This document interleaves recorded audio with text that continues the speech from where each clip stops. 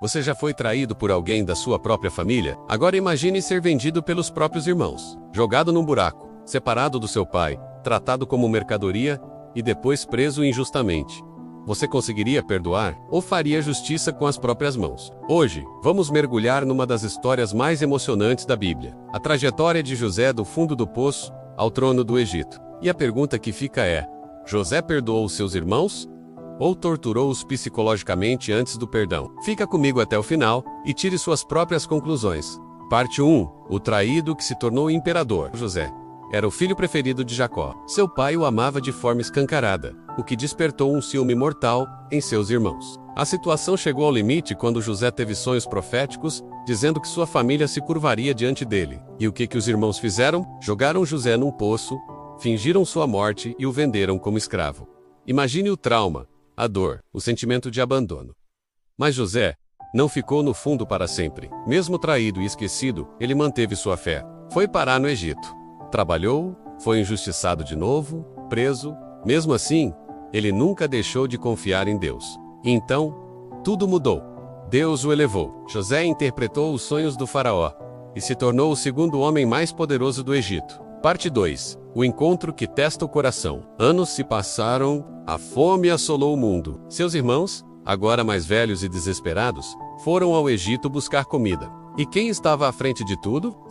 José. Mas eles não o reconheceram. E aqui começa a parte mais controversa dessa história. José poderia simplesmente ter dito: sou eu, José. Vocês me venderam, mas estou bem. Podem voltar em paz. Mas não. Ele os colocou à prova. Acusou-os de serem espiões. Prendeu Simeão. Exigiu que trouxessem Benjamim, o irmão mais novo. E até colocou um copo de prata na sacola de Benjamim, como se ele fosse um ladrão. Por que isso acontece, hein? É tão confuso às vezes, não acha? Parte 3. José usou tortura psicológica. Vamos falar a verdade. O que José fez foi muito esperto e bem pensado, mas também foi emocionalmente desgastante para os irmãos. Eles ficaram apavorados, sentiram culpa, medo, desespero. Judá chega a dizer: Deus está nos castigando pelo que fizemos com nosso irmão. Ou seja, eles sabiam que estavam sendo confrontados com o passado. Alguns estudiosos chamam isso de tortura emocional ou pressão psicológica. E faz sentido. José criou um clima de medo e tensão, mas o objetivo não parecia ser vingança. Ele não os castigou, não os agrediu e não os humilhou em público. Ele os colocou à prova, só para ver se ainda eram os mesmos egoístas de antes. Sabe? Parte 4. A prova final. O momento mais bonito dessa história acontece quando Judá, um dos irmãos que participou da traição, se oferece como escravo no lugar de Benjamim. Isso quebra o coração de José. Ele percebe que eles mudaram. Não são mais os mesmos. Estão arrependidos. Estão dispostos a se sacrificar uns pelos outros. E então, José chora, alto, aos prantos. Revela sua identidade e diz: eu sou José, o irmão de vocês.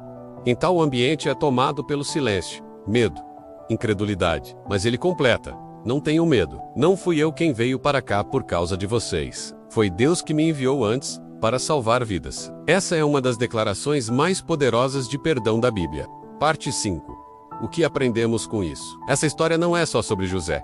É sobre você, sobre mim, sobre todos nós. Quantas vezes na vida somos traídos, injustiçados, feridos por quem mais confiávamos? E quantas vezes, mesmo com o poder de revidar, Deus nos chama para perdoar? José não aplicou tortura por maldade. Ele fez o que muitos de nós gostaríamos de fazer: testar se quem nos feriu realmente mudou. E mais, ele teve sabedoria. Não se revelou de cara, porque o perdão verdadeiro não é instantâneo. Ele é um processo.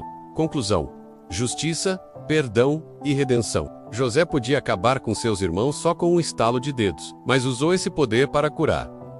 Ele os fez encarar seus erros. Sim, causou desconforto, mas no fim, ofereceu perdão, restauração e amor. Essa história nos ensina que o passado pode machucar, mas não define o seu futuro. O poder nas mãos certas pode ser instrumento de cura, e o perdão é a forma mais poderosa de justiça. Estamos chegando ao fim. Se você chegou até aqui, pense: quem você é nessa história? O irmão arrependido? Ou o José que precisa perdoar? Que você possa escolher como José a graça em vez da vingança, a sabedoria em vez da impulsividade e o perdão, mesmo quando dói. Se esse vídeo te tocou, curta, compartilhe e se inscreva. Vamos espalhar essa mensagem de perdão, transformação e esperança. Porque histórias como essa transformam vidas.